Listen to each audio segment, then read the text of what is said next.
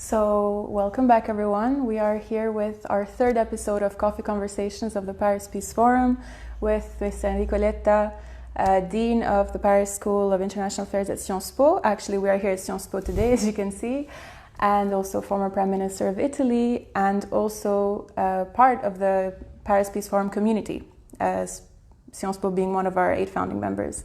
So welcome and thank you for having us today. Great to be here.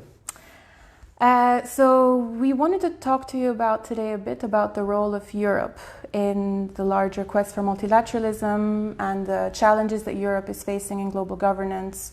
What threatens it? What are Europe's strengths right now? And where are we going generally in this direction? I think Paris Peace Forum is crucial for this discussion for many reasons. First of all, because it's the very heart of multilateralism in terms also of method. We are there to present ideas, we are there to listen ideas, we are there to discuss ideas and to find solutions. This is exactly the method of multilateralism. And Europe is at the very core of this method because I would say Europe is, for Europe, multilateralism is the brand, is the compass, if I may say. Europe without a multilateral world is a sort of island, and that's the big problem in this very period, big worry. There's the feeling that around Europe multilateralism is not in good shape, dire straits, troubled waters, and even within the European Union there are some bad signals. So I think Paris Peace Forum has to relaunch and to strengthen the idea that multilateral method is a win-win. So it's positive and it's very concrete. So let's talk a bit about what's happening inside of Europe. We have a lot of big buzzwords right now. We talk a lot about insertion on sovereignty and sort of a disbalance between right-wing tendencies and populist discourse or general polarization and divisiveness. What really lies at the heart of all of these? These are easy words to use almost to describe the situation. What is really behind everything that's going on in Europe? I think this general anxiety in the world, in our societies, in what we called Western world once, I think it's a general sentiment. It is not only a European sentiment. And the idea that we solve all the problems related to this anxiety, leaving the European Union or beating the European Union or destroying the European Union, is in contrast with the idea that the same anxieties are part of societies that are out of the European Union, are not part of the European Union. Take what is happening in the US, for instance. That is the best example. And the very core of the US, the sentiment is exactly similar. And the solution is not to leave Brussels for them. So I say that because at the end of the day, in the last years, we had this sort of overlapping between a general problem of anxiety in our societies and the idea that the European Union was the problem or Brussels was the problem. So it's a sort of scapegoat, very easy to sell, but completely incorrect in terms of meanings. So I think it's necessary to try to understand why our societies are full of anxieties and which kind of solutions. And we have to present the European Union as solution, not as problem. But sometimes we are not able to do so, and even the European institutions are not able to do so. So I think the game is there, and it's a very complicated but fascinating game. That's true, and you very much made reference to what is a bit of heart of our philosophy, that it's not about just bouncing around the problems, but the point is to try and see what solutions we can bring. And I think that is one of the interesting things that we'll see at the Paris Peace Forum, because these solutions will come in the form of projects as well, and projects that are from all over the world. And as you said, these issues really being sort of central globally right now, I think it will be important for European leaders to exchange and to learn and to see from these other solutions that are coming from around the world. Yes, you know, what is great in the idea of the Paris Peace Forum and what brought us to be part as Sciences Po and as Paris School of International Affairs. We have 100 students attending the event and not attending as audience, attending as protagonists of the event.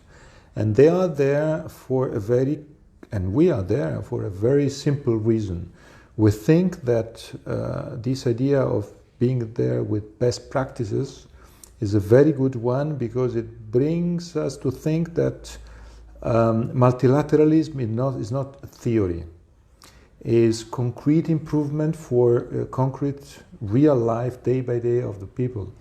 And that was the very strong, successful first message of Europe, because if you think of Europe as one of the best place where solutions were, the internal market, single market, fall of borders among member states, full of opportunities. It was very concrete. It was not theory. It was the possibility to travel, to study abroad, to have a job abroad, or to have so full of very concrete examples. So we are, I think, repeating in a larger scale the same method, and I think we have to underline how important is this method, and this is a crucial method. I think it's a successful method, and the fact that our young students are so excited for me is another reason of success. Speaking of students and youth, you are in contact with many of them, and the youth that you are in contact with is overall very engaged, is highly intelligent, motivated students. What do you see in terms of the role of youth in the coming few years, or what are the potentials, or maybe what are some of the threats or the risks that you see coming in terms of youth engagement? I am very optimistic and very positive in this period, for one very simple reason. For many years we had the feeling that youth was overwhelmed by very complicated demography in Europe, in our European countries, becoming less and less influent, with many problems of identity, many problems of role in our societies, and many problems of having a voice, united voice, and effective and winning voice. It was a big comparison with the past, and in the past youth was very effective and was brilliant and more powerful than today. And then in the last year, in the last 2 years, we had this fantastic example of Friday for Future and climate change movement, climate change discussions, and it was, I think, fantastic, because it was a demonstration that with a correct use of new tools, of new technological tools, youth is protagonist again in a very positive way, and that's a good news, a very good news, and that will help us to push for solutions. So this is why I think Paris Peace Forum can have a good and very positive contribution coming from our students, from youth coming from all over the world. I think it's the best example we can have. And so I'm optimistic now. There are many risks. We have to overcome hurdles, but I think there are all the conditions to do it. I agree, as a part of youth myself. But I would say that if we look at the direction that we're going to as gaining momentum, so we're gaining momentum because of youth, because we're facing big challenges like climate change and like migration, but also because Europe is changing right now. We have the latest appointment of Ursula von der Leyen in the European Commission, so there's a change of leadership, there's, let's say, new voices. On very general terms, where do you see the future of Europe going if we sort of go to this quest of multilateralism? If we do encourage youth, what are we aiming for? Are we aiming for things to go back the way they were? Are we aiming for things to go to a new stage? I think you're right. The appointment of Ursula von der Leyen was, an unprecedented, I would say unexpected choice. First of all, because she's a woman. Second, because there's a lot of expectations. And third, because she was, since the very beginning, very good in transforming the usual ranking of priorities at European level. If you take the document that she presented, that is today the main point of the priorities that she is trying to run and to lead, it's a revolution, it's a sort of revolution, because you have there two topics: climate change, sustainability on the one hand, and technology on the other hand. If I take maybe the last, I don't know, always the European Union had these topics as the maybe, I don't know, 12th, 15th in terms of priority. That's fantastic. For me, it's a challenge. It's a fantastic challenge. And it is clear that we are entering a new world, a new era. Until now, the project is good. She has to implement it.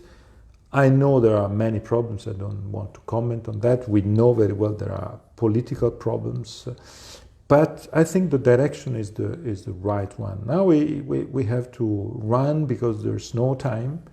And we need, of course, to avoid wasting time, and we need to have all people engaged, involved. I think there are many opportunities, but these two topics, climate change, technology, are the best topics to talk to young people, first of all, and to our societies, because they are very transversal topics. So it's possible with fighting against climate change, trying to raise what I name the technological humanism as one of the flagships of the European Union. European values means that person is at the very center, not corporation, not state, and human rights mean also the protection of values and data protection and ownership of personal data. It's the future, and the European Union is showing that the European Union wants to be a leader in the future. I'm glad you mentioned all of these points, because they really touch upon some of the key moments that we want to explore at the Paris Peace Forum this year through our program and through speakers such as yourself. So I'll take the moment to also remind our audience that Enrico Letta will be one of the speakers during the forum, but also, as I previously said, during the projects and with the participation of the young students and the young solution makers that we're bringing in. So on that note, I want to thank you very much for having us and talking to us today.